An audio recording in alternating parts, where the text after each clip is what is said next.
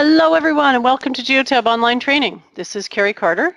Thank you for joining us for Tuesday's talk today. And today's talk is on reporting and customization. And Angie is going to walk us through all of those great things about reporting and getting into some customization. We will be running an advanced class in the new year, in January hopefully. So please join us for that as well. And with that, Ange, I'm going to pass it over to you. Perfect. Thank you very much, Carrie.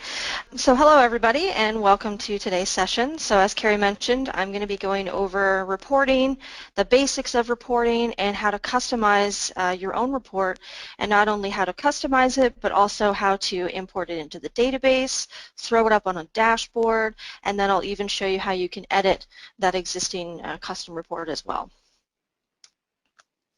So I'm just going to start off with just a quick little outline. So I'm just going to show you a couple of sample dashboards, some stuff that I've made before, just some simple stuff to give you an idea of what can be done with the system. Then I'll explain how the actual reporting works within my Geotab. And then, like I said, we're going to go through creating a template, and then we'll just go over some best practices and little tips and tricks from myself. So here's some sample dashboards here, and you can see I've actually kind of given them a little bit of a category. You know, we all know that Geotab has our 5 pillars, and what I like to do is when we think about custom reports and what a customer really needs is what pillar do they really fall into. I always recommend for resellers out there, even customers, if you've got, you know, a need, a safety need, here's your safety type of reports. You know, maybe the need is more fuel and ROI based. Okay, well here's your fuel and ROI based type of reports. So you can always kind of have those custom reports saved on your system that you can just import into your database at any time. More so for the resellers, so that you can very quickly set up your customer databases. So as I mentioned, you know, what are the fleet's needs, right? So we've got safety, productivity, fuel, ROI, and you know, we've got many more that you can kind of fall those into, more categories you can fall into, like compliance, right? It's always good to understand what those needs are so that you can gear your dashboards and your reporting towards those needs, because going into a system and just throwing in some dashboards and hoping that it looks good and that it makes sense may not be necessarily what the fleet's actually asking for, or what they really need to use in the system. Now, some fleets may not necessarily know what they really need the system for, and you can then, you know, throw in maybe 1 or 2 from each category, and then you can really take a look at their baseline data and customize from there. So when talking about dashboards, I really recommend that they should just be quick snapshots of data. So it's something that whoever is viewing the dashboard should, when they log in, it should be something that they can see and they know that they have to take action from it. So, you know, usually, you know, top 5 or 10, or your bottom 5 or 10, you know, who your best or worst, or even maybe for the fleet manager, breaking it down by regions or divisions to really see how the entire fleet's doing and maybe compare towards each other. And then even some trending data. So when I speak of trending data, I mean, like, you know, if you want to run a report for the last 3 months and I want to view the data month over month, you know, really get an idea of how my fleet's not only doing this week, but maybe even year to date or quarterly. In talking about how the Geotab reports work, this section here is really telling you what's in those custom reports. But what I'm going to do is I'm just actually going to pop out of here. I'm going to go into a database that I have open here. And this is just our demo database. And you can see I've got some sample dashboards here as well, some additional ones from what the ones that you actually just saw. And you can see that we do have that trending that I was speaking of. So I've got a quarterly report, and these 3 actually kind of speak to each other, if you will. You know, you've got your last 3 month fuel trend, idle trend, and mileage trend. They should all be kind of going in the same direction. So essentially every area of the software is a report and can be exported into Excel or PDF, which is pretty fantastic. So, you know, everything from your map, your trips history, even the summarized information, all the way to your exception data, all of that information can be exported into Excel, and we all know with Excel you can do great things with it. You can customize how you want the data to look. You can throw in some really great formulas and functions and really play around and really make the report custom to what you are looking for. in saying that, what I'm going to do is I'm actually going to run through creating a template. And when I open up the report, I'll explain to you what the different tabs mean and how they kind of all relate to each other. So the template that I'm going to make is just a top 5 idling for last week. Make it nice and simple, nothing too complicated with this one.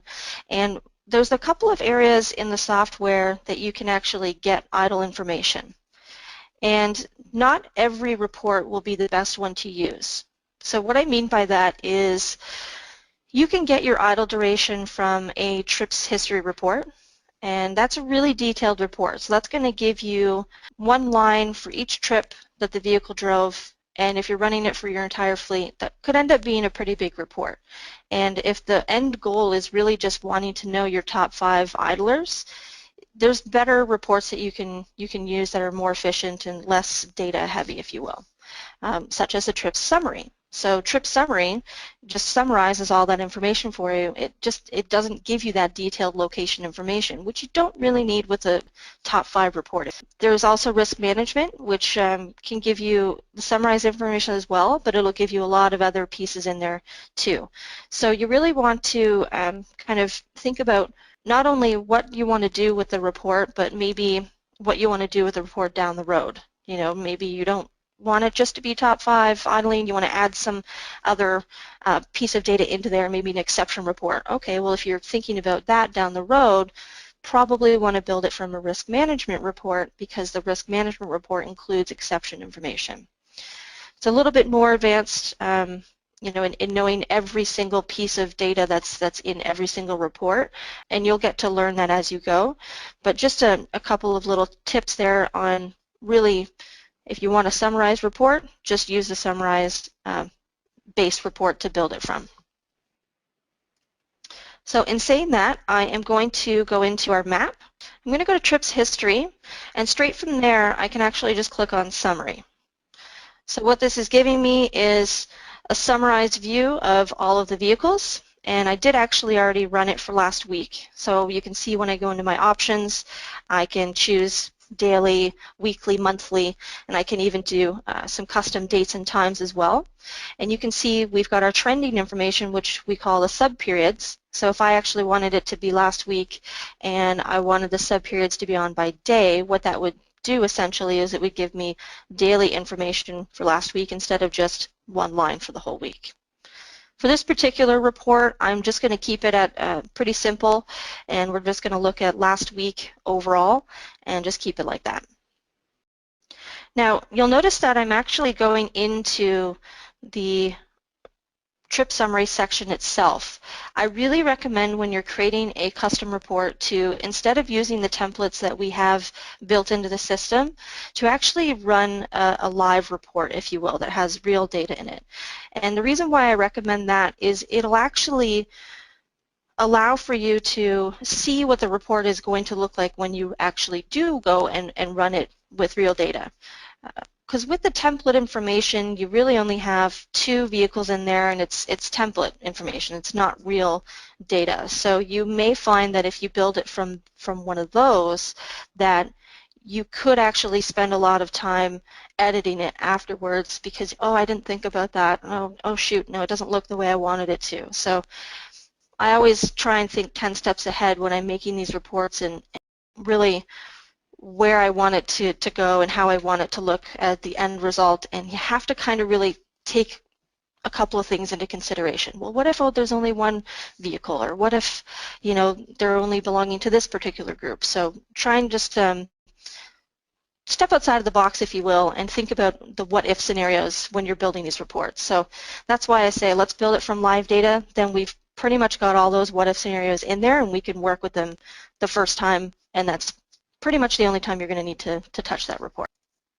Okay, so we're looking at a graphical view, but what I want to do is download the Excel file. So if I click on View, you can see this particular database, we've got a whole bunch of custom reports, but if this were a new database, we'd really just be looking at List, Report, and Advanced.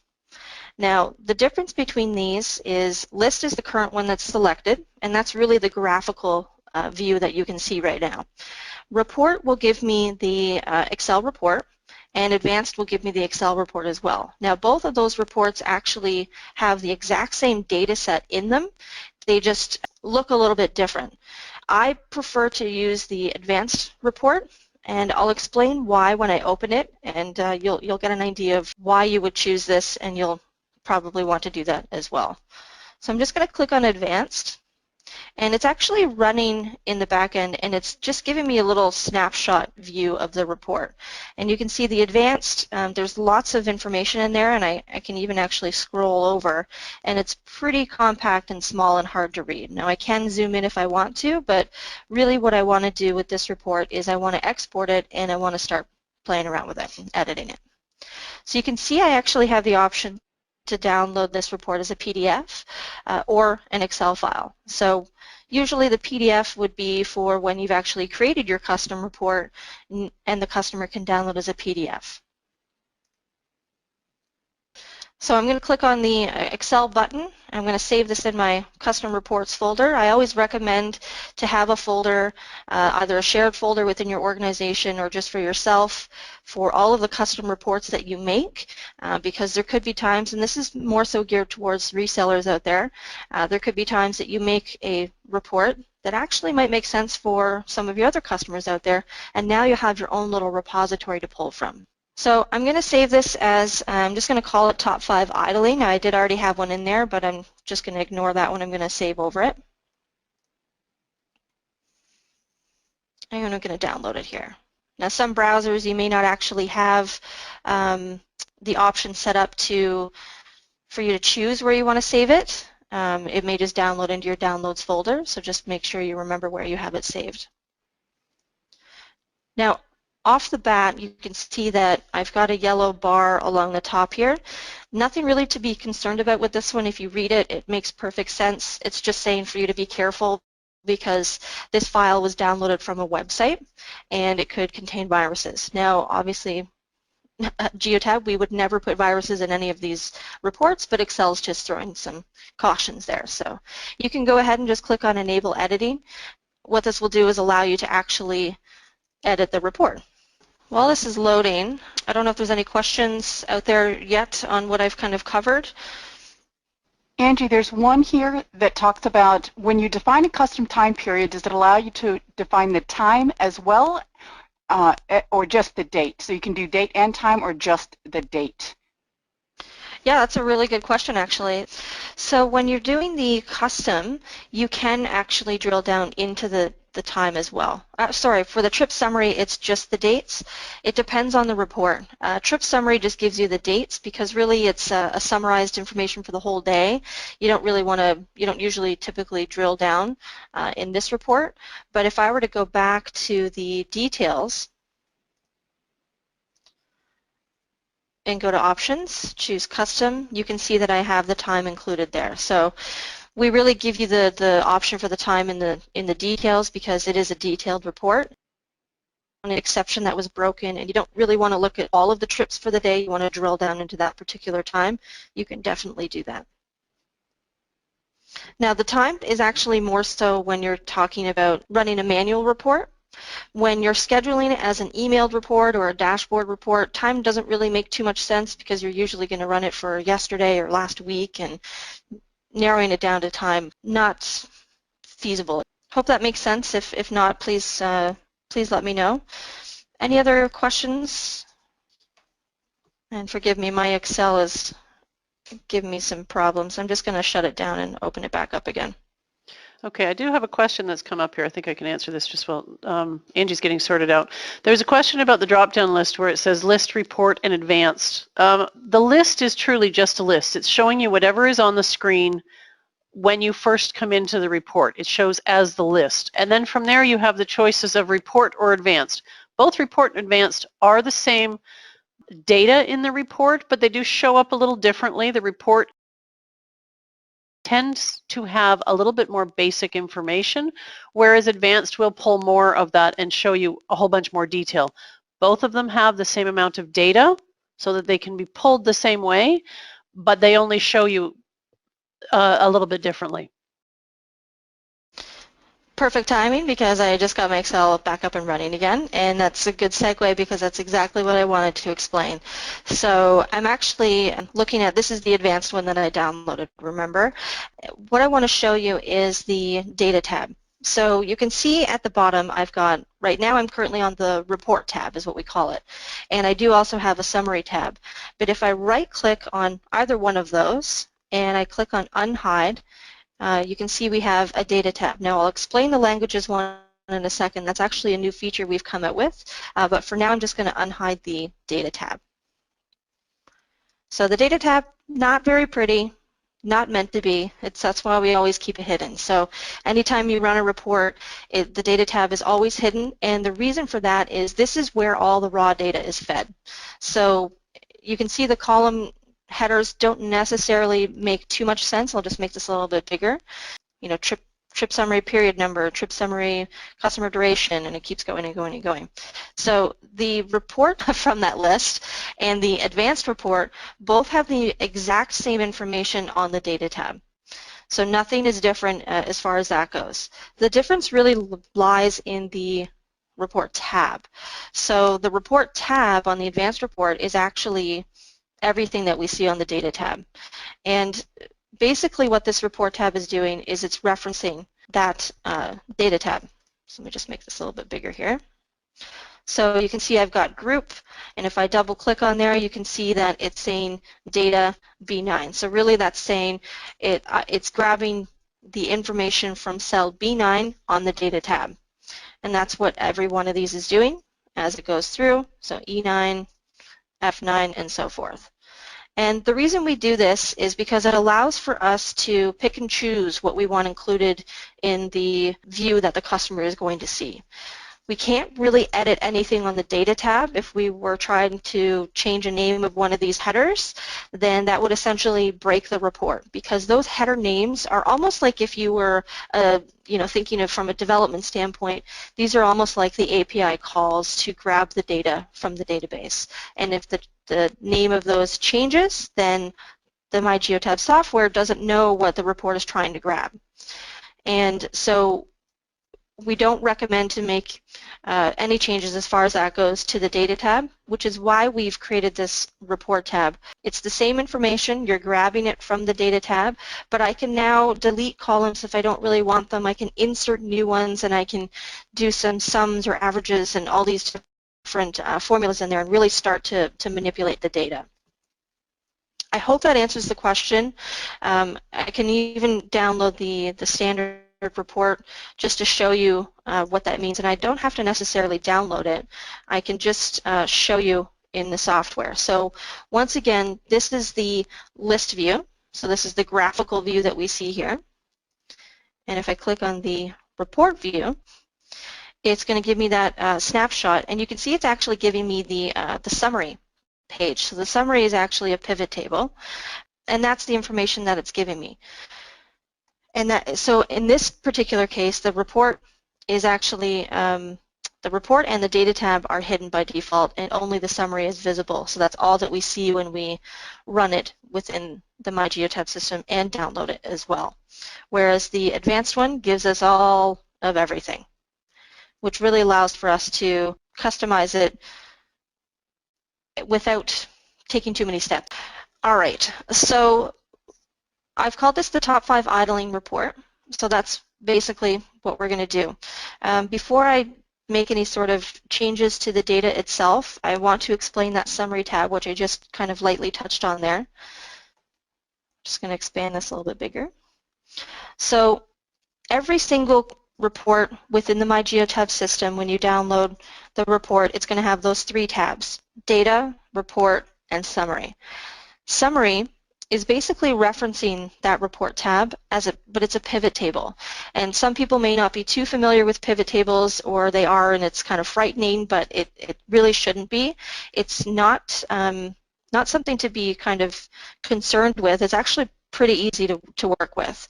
So you can see when I click on the pivot table itself, it gives me this field box here. And this is the more intimidating part, I think, for most people. Really all it's doing is these are all of the headers of the columns that I see on the report tab. You can see them here, name, period end date, customer duration. And it's allowing for me to run a table only on select ones. So I've only got certain ones selected here, and from here I can create a chart on specific data. I can summarize things in a different way than I can't really do in the report tab. This allows for more manipulation of the data. We'll play around with this one and we get to the end of the template. We can really see how we can make the chart. Okay, so on the report tab here, there's a few things that I don't really care about in this report because I really just want to look at idling information. Now these three columns here that we see, the period, number of period start date and period end date, these are meant for more when you're running one of those trended reports. So it'll give you, let's say if it was last week in daily, it would give me period number 1 for the first day of the week, and it would give me all those aligned for every vehicle, and then it would do it again for the second day of the week, and then again for the third and the fourth and so forth. And the period start date will be that date of the week, and the end date will be the last day of the week. Now for this particular report, I only ran it for last week and I didn't turn any trending information on, and when I run the report or publish it on the dashboard, I'm not going to be concerned about trending information either. So I know that I don't really need this to clutter up the report tab for the customer's view. It's still going to be there on the data tab, so no need to worry about that. You can always pull it back in if you want to, but I'm just going to go ahead and I'm actually going to delete the columns, and that's okay to do in the report tab because we're just referencing that data tab. So I'm just highlighting those columns and I'm going to right click and I'm going to delete them. You want to be careful that you actually delete them, don't clear the contents. Clearing the contents will just basically just clear the contents of that column. The column still exists. So what I want to do is I want to actually delete the columns. Okay. And there we go. All these other pieces here, I don't really need them either. I really just want the idling information. I could keep the driving information just for the sake of having something else for them to kind of reference. But the customer and non-customer duration, this is really the stop time at different zone types. Not really needed for this particular report. So I'm going to delete those columns as well. And then these ones here. We also include the percentage, so you can even see the percentage of time that they were at one of those zones or driving or even idling as well. For this one, don't need them. Okay, and then I've actually got max speed in here, which is pretty cool. Don't need that for this one, but at least we know it's there so that if you ever want to use that in a report, you know where to find it now. So I think these are pretty good pieces to keep in there. I've got the name of the vehicle, the group that it belongs to, what their overall drive time was, their overall distance driven, and their overall idle duration. Pretty good pieces of information to look at, so to give them a little bit more detail.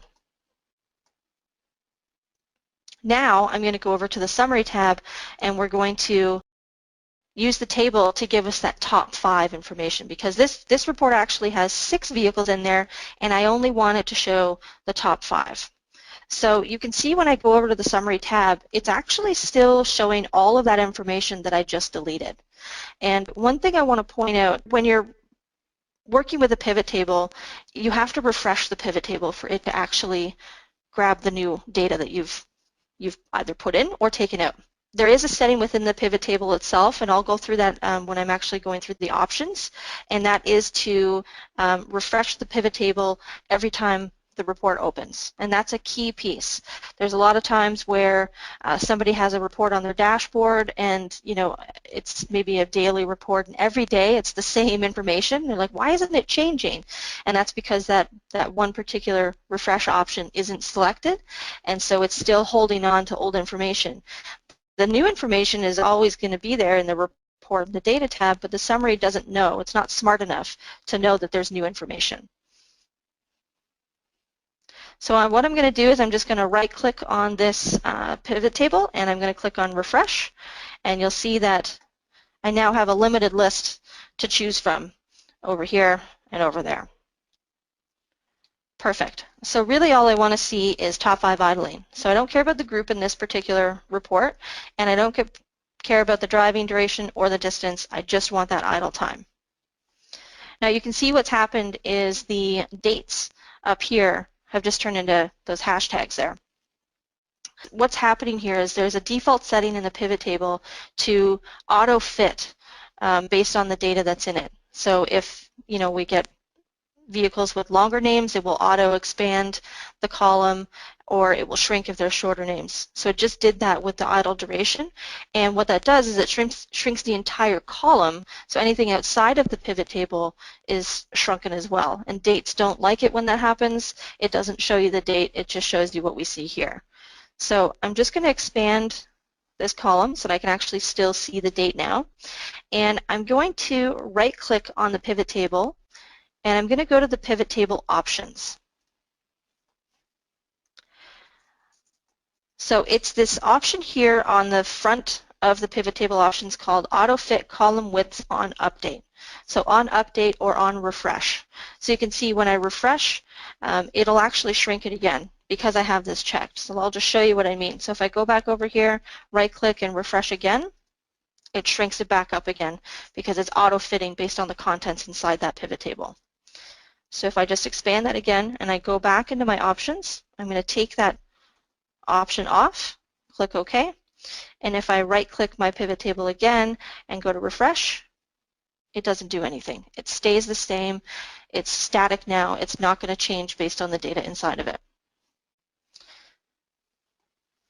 Now before I move forward, the one thing that I forgot to mention is basically how this pivot table is grabbing the data. So I apologize for that. So if it's not clear, what it's doing is it's grabbing the information from the report tab, which we saw because I deleted a whole bunch of columns and it's reflected over here. But let me go back over to the report tab. There's something that we've built into these reports, and it's a named range, and it's called all data. And basically what it does, and you can see, I don't know if you can see my mouse over here just above column A, it's telling me the current cell that I have clicked or selected, which is E4. There's a little drop down, and you can see I have the option for all data, which is that named range that I just mentioned. So if I click on all data, it's just showing me what all data is encompassing, and it's everything in the report from row 8 down. And this will actually grow and shrink based on the data when the report is run. So if we run the report in a new database that has hundreds of vehicles, the all data named range will grow with that, and it will always grab all of the data. And that's why we've called it that. Now, if you're manipulating a report, and let's say you want to know, I don't know, I'm going to just throw something out there, date created, whatever. And I'm just going to say equals the created date, and I'm going to hit F4 and make sure I just get that it doesn't grow with it. If I fill that down, I've got my date created. You can see that the font and everything looks a little bit different. And if I go over into the Summary tab and I right-click and refresh, I don't have that new column as an option to choose from. And the reason is because of that all data named range. The Summary pivot table is created from the all data named range. So if I were to go back to this drop down and click on all data, you can see it's not highlighting that column. I'd have to actually edit the named range to include that, or I can actually take that column, let me just delete it, and I can actually insert something inside of the named range, inside of all of those columns that we already have in the named range. And I can do this again. Date created, and I'm going to say equals cell B3, and I'm going to make that static, so it's always going to equal cell B3, and I'm just going to fill it down. I now have it within my all data named range, and I can verify that by clicking on my all data, and you can see it's now encompassing because I created that inside of the named range. If I go over to the summary and I right-click and refresh, I now see date created as an option to build my table from. Now I don't actually want that in there, so I'm just going to delete it, but it was just for the sake of showing you.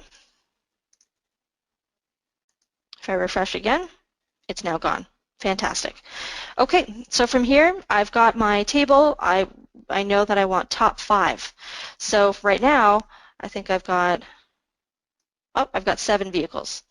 So the question now comes, do I want top 5 or bottom 5? Do I want it to be, do I want to look at the worst or the best? When it comes to idling, probably the worst, because I want to know where I need to make some changes. Not saying that you should always pick on the ones that are having the problems, but it's up to the fleet. You can do top or bottom. So to do that, I'm going to click on the drop down for the name, and I'm going to go to value filters. So what this is doing is, when you can see we have label filters and value filters. So the value filters is I want to be able to filter or sort or get my top 10 based on the value, which is the idle duration. Okay, so if I go to value filters, and at the bottom here I've got top 10 as an option. It's going to open up this little window here, and I can choose my top or bottom, and I can choose my number. I can use these arrows, or I can actually just click in here and type 5. Okay, so it's saying, do I want to buy items, percent, or sum? I'm going to keep it at items. And do I want to do my top by idle duration? If I had more values, then it would give me options, but because I just have idle duration, that's all I have to choose from. So I want to know the top 5 vehicles that have the highest idle duration. So when I click OK, it's going to limit this list. It's going to take 2 vehicles out, and it's going to give me just 5. And there we go. So now I've got 5, and I've got only the ones that had the highest duration. So if I clear the filter, I can show you the ones that were taken away. So you can see this one has the smallest idle duration, and this one would be the next one up. So that's the one that says van and Carnival. So I can actually go through and show you again, value filters, top 10, change it to 5, and I'm just going to click on OK because everything else looks good. And you can see I no longer see van and Carnival in that list. Perfect. Now we're getting places. So now I want to make this a report that's going to be put on the dashboard. So I want to create a chart. Easiest way to create a chart, and I do have the newest version of Excel, so it might be slightly different from you guys, but it's not too different, which is good. I'm just going to click on anywhere on the pivot table. It doesn't really matter as long as I'm on the data. If I'm away from it, you can see that field list goes away. I want to make sure I can see that field list while I'm doing this. So I'm going to go up to my ribbon here, and I'm going to click on Insert. And I think I'm just going to do just a regular column chart. Great. Now, I've got some buttons here which you can keep on. They don't really show in my Geotab, but they're not really necessary either. I tend to hide them, and this is just me being picky. You don't have to do this. I'm just going to right-click on one of these buttons, and I'm going to hide all of the buttons on the chart. Great. Okay, so now I've got my 5 vehicles, I've got my idle duration, and I've got a chart title and a legend. So the legend isn't really needed because it's just saying total. We all know what we're looking at, and we can really, instead of defining it in the legend, we can define it with the axis titles. So I just clicked on the total and hit delete on my keyboard, and it's gone. We also don't even really need the chart title, because if you look back into the database on the dashboard, we name the reports in my Geotab, so it has its own title. So if you have a title here and then a title on the chart itself, just a little redundant, we don't really need it. So I'm going to click on total, and I'm going to delete that as well. So now I have more room for the chart. So from here, this is where our options may look a little bit different. I think you would go into your format or your design, and you could actually set up your axis and all those things. I have a little plus button here, which is probably one of the best new features of Excel. Make it really, really easy for me. So if I click on this button, I can click on axis titles, and I now have titles that I can change. So I'll just call the bottom one here vehicle, And you can, I don't know if you can see, but it's actually changing it up in the formula bar here. If I hit enter, it changes it over there. I'm going to click on this one and call this idle duration and hit enter, and now we've got it. So now we can easily see what we're looking at. Now from here you can get a little bit more, you can do some more customization. I can add some data labels if I want, and I can choose where they lie on the chart. Maybe I want them on the outside end. So instead of trying to, visually go across and see where it falls in place, I can see them at the end of their bar. Just make them a little bit smaller. Easy peasy. Okay, so now we've got our chart. We've got our table. It's top 5. Perfect. I could sort this so that it's highest to lowest, or I can keep it the way it is. If I wanted to sort it highest to lowest, it's just as simple as going back over to that drop down under the name and sorting, and I would just do sort more sort options, sorry, because if I just do sort A to Z or Z to A, it's actually doing it by the name of the vehicle and not by the value of the idle duration. If I want to sort it by the value, I need to go into more sort options. So I'm going to sort it highest to lowest, descending, and I don't want to sort it by the name, I want to sort it by the idle duration. Click OK, and you can see I've now have it sorted in the chart as well as the table. All right, now here's where I start to get a little bit nitpicky. What I tend to do is I hide this field list, because there's some people that maybe when they open the report they see this, they're like, what the heck is that? I don't know what I'm supposed to do with this report. They don't really need to do anything with it. This is more for us when we're creating it. You can just hide it or close it. So there's a little X. I don't know if you can see where my mouse is over here. I can click on the X and it's gone. So if I click on this pivot table, it just looks like a regular table of data. No weird field list over there. Same thing if I click on the chart, I don't see that either. Okay, so when we look at the chart, there are some standard sizes that the charts are in the My Geotab system. So the standard would be about 3 inches by 3 inches would be a normal tile, if you will. So if I look over here, this watchdog report, activity summary, all these little ones here are the standard 3 by 3. And then this top 5 speeding is actually doubling it, so it's a 3 by 6.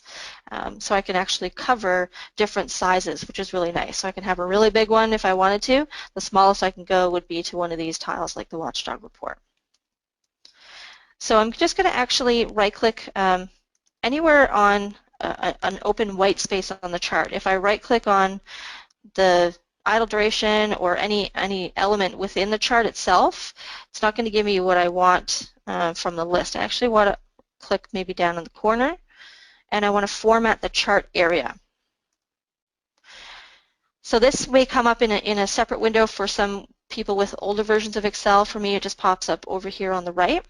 I'm just going to actually click on border, and I'm just going to take the border off because we already have a border around the charts in the actual database itself. We don't need to throw in another one. And yes, that is me being picky. You don't have to do that. Okay, so the size is where we want to go. So I'm going over to the size. You can see I've got my height already at 3 inches. I could change it to be 3 inches there as well. And it's pretty crammed. So instead, maybe I want it to expand to cover 2 tiles on the dashboard. I could then change the width to be 6. And then now it looks a little bit cleaner, it's easier to read, it's not as squished together, which is nice. The other thing I like to do, and I do definitely recommend doing this, is going into the properties and changing what the default is. So the default is move and size with cells. So what that means is by default, for some reason, we're looking at a top 5 here. The size of the pivot table isn't really going to change because it's only going to have 5 in there. But if you didn't have top 5 and you had data constantly changing and that pivot table were to expand to be a little bit bigger, the current setting that it's at right now will make the chart actually expand with that data. So I don't want the chart to change its size. So I'm okay if it has to move to the right, if there's more columns being added to the pivot table, that's fine. But I don't want to change the size. I want to keep it at that 3 by 6. So I always recommend to do this second option, which is move, but don't size with the cells. And that's pretty much all I need for the options there, so I'm just going to go ahead and close that. And now we've got our chart, we've got our table, looks pretty good to me. Now, we're not done yet.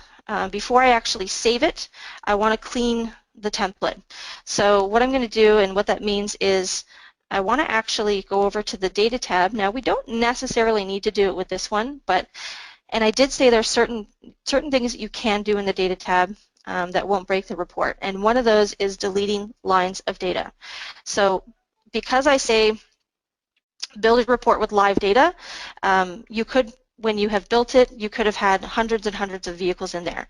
We don't recommend that you keep those hundreds and hundreds of lines of data when you're creating this as a template, because it's just too big for it to kind of process. So when a report actually runs, it'll go through all the existing lines of data in the report and delete them, and then it will go back up to the top and it would fill them in with the new pieces of data. So if there's already 100 lines of data in the report, it just helps with the processing time, if you will. So I usually recommend to keep, about two lines of data in there. So I'm going to do that right now, and I'm just going to actually click on row 11. Little tip here is you can actually click on Shift Control and hit the down arrow, and that will bring you to the end of the data, no matter how long it is, instead of clicking and dragging and sitting there, because I know I've done that in the past, and dragging and just trying to get to the end of the data. So Shift Control down will take you to the end. Right click, and I want to delete. I don't want to clear. I want to delete those rows so it's nice and clean. The other thing I want to do is I want to actually what I refer to as templatizing the report.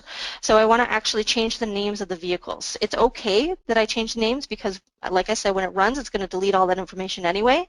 But when you put this into the customer's database, it could be a new customer's database, if they ever go into the report section of the software and download the template, we don't want proprietary information from other fleets in there. So I usually just change to just say vehicle 1, vehicle 2, nice and easy. And then I'll change the, company name is Geotab, which is fine, but if it was a customer's name, you could just do something like fleet name. So once again, that's all going to be deleted and filled in, so there's no need to worry you're not breaking the report. Okay, so now I'm going to go ahead and I'm going to hide the Data tab again because I don't want people to kind of play around with it.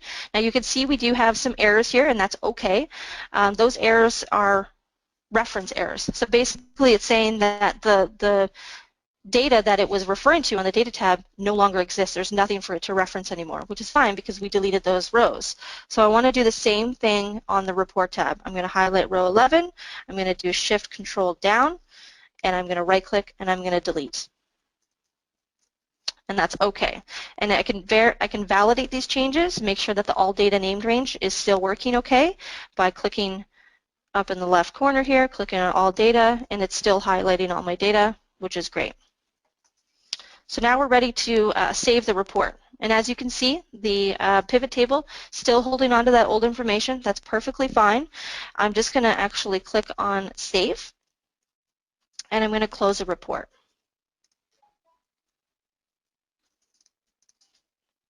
Okay, so now back in the database, I want to throw this into the database. This is my new awesome custom report. I want to see what it looks like on the dashboard. So to do that, I'm going to go to Administration, Reports, and I have three options here. I've got report views, dashboard, and emailed reports. And really what these are, it's just different list views of the reports that are in the database. So if I want to view all the reports that are turned on as dashboards, I could click on Dashboard. If I want to view all the ones that are emailed reports, I could click on Emailed Reports. And then if I want to view all the ones that are turned on to be viewed in that section of the software, which is the report views, I can do that as well. Since I'm just simply importing, I'm just going to click on report views because it doesn't really matter which one I choose. And I'm going to click on Add Excel File. Now you can see we've got this box here that says drag and drop your files here, or click and choose them. So I can actually take my folder here and I can drag and drop. Drag and drop. You can see there. Or I can click on it and it'll open up my folder and I can open from there.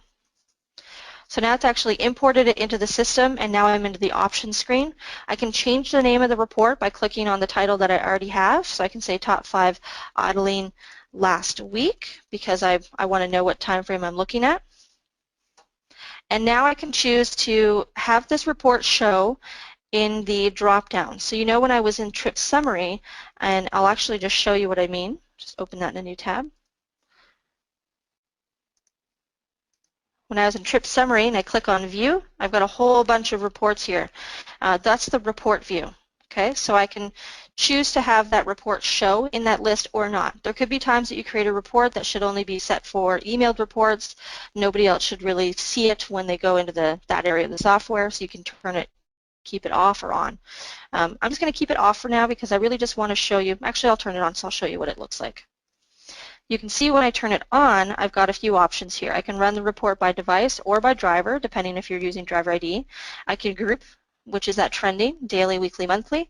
And then I could run the report by individual vehicles or drivers, or just one line for company group, or break it down by groups as well. Because I'm looking at top 5, I do want to keep the individuals in there.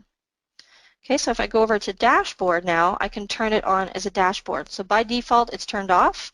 I turn on, and I have the option to display on my dashboard only for now. So I always recommend to do this when you're creating a report, a custom report that you're just still testing. You want to make sure it looks good before you really publish it to everybody else. I always recommend to do on for here, and you can see it says only one user will see this graphic. When it comes time for you to actually turn it on for the rest of the organization, then you can choose the viewers. You can choose the group, could be everybody in the company, or maybe only a specific group of users that should view it. Okay, so I'm going to choose my date range. I know this is a weekly report, so I'm going to choose last week, and I want it to refresh weekly. And the next run date, it's going to be right now, but what I can do is I can actually say I want it to run the next time on a Monday. So I want it to be Monday, and I want it to be, let's say, 5 a.m. because I want it to be there loaded when I get into the database. So now what's going to happen, because I've chosen that, is it's going to run every single Monday for the previous week at 5 a.m. Now the belonging to section is really the vehicles. So what vehicles do I want included in this report? For this report, I want all vehicles, so that's everything. You can narrow it down to be a specific location or region or vehicle type, depending on the report that you're creating. For this one, I'll keep it at everything, and I'm going to keep the same options that we saw in the report view as well. Okay, so now that I've got all my settings there, I'm going to click on Save. It's now in my list, and I'm going to go over to the dashboard, and it's going to be there at the bottom. And there we go. So we've got top 5 idling last week. Perfect. It looks like a nice fit. I can see it really well. But maybe I want to actually edit this report. Maybe I don't like the color of the graph. So what I can do to edit the report is, instead of actually clicking on this, so I can click on this and it will open up the Excel file, but it will open up the file with all of the data for last week. Really what I want to do is just edit the template. I don't want to have to download this, save it, and then re-import it back into the system. So because I did save my report on my computer, I can actually just edit that existing report and pop it into the database. So I'll show you a couple of ways that you can really do this. So now that it's on the dashboard, if I click on Reports and go to Dashboard, I've got a list of all the ones that are on as a dashboard. Now you don't actually see all of these because I've hidden some of them from my view, but you can see they're broken down by the area of the software that they were created from. So if I were to go down to Trip Summary, I've got my top 5 idling last week. It's on for last week and it's running weekly. Now I can click on this Excel button and that will export the file and allow me to save it on my computer. That is only if I didn't already have it saved on my computer. Maybe it's a new user that's making this edit and they don't have it anywhere on their computer. You can export it, save it on your computer, make your changes, and then pop it back in. So I'll show you what that means. Let's just pretend I didn't already have it on my computer. I'm going to click on that button. I'm going to open it in here. Now it's throwing some numbers on there. That's perfectly fine. I'm just going to save it. I'm going to open the report, enable my editing.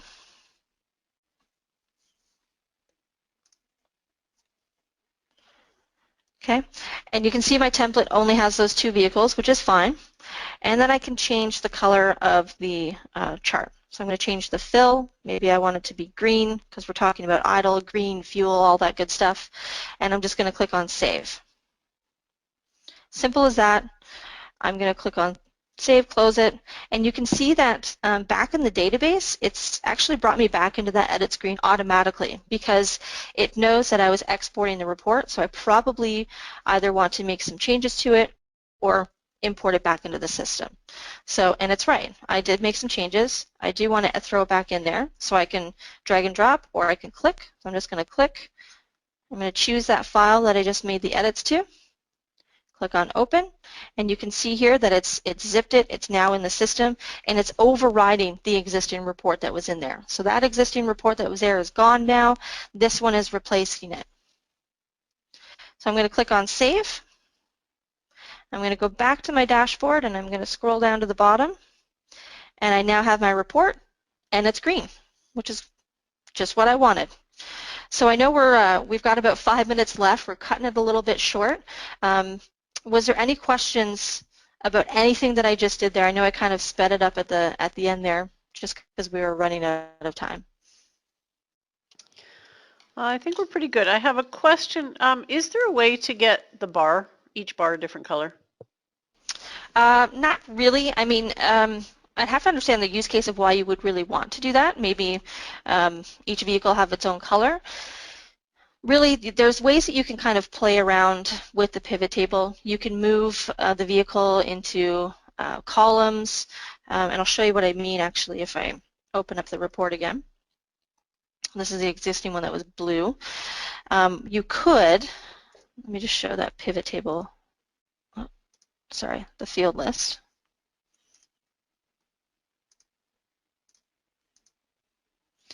You can see here I've got filters, columns, rows, and values.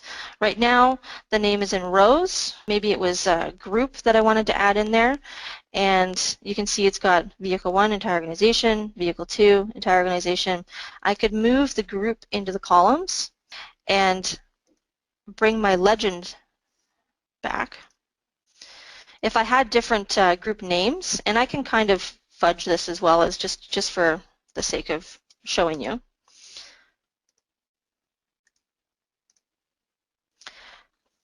The different group names will have their own color because they're their own column. Hope that answers the question, but as far as it goes to the name or the rows, they're all going to be one color. I just wanted to actually point out I did kind of lightly touch on the languages tab that was hidden. This is a new feature that we actually just implemented in our November software release, and it's basically you can now translate any of our our default reports into different languages. So I'll just show you quickly. Let me just unhide that languages tab. So we have a translation table in the report. So you can see we've got different columns for different languages. We've got quite a few languages in here, which is nice. We've got English, French, Spanish, German, and Japanese. Very cool stuff. Basically, and let me just show you a template, and I know we have only a couple minutes left. Let me just open up one of our built-in reports. These are all custom ones that we've got here. Here's our built-in ones. So if I were to maybe just export the congregation report as an example, you can see that all of the headers have those asterisks in front of them, and the reason being is for the translations. Let me just unhide that languages tab again. So you can see English, it's got those asterisks in front of it, and then these are all the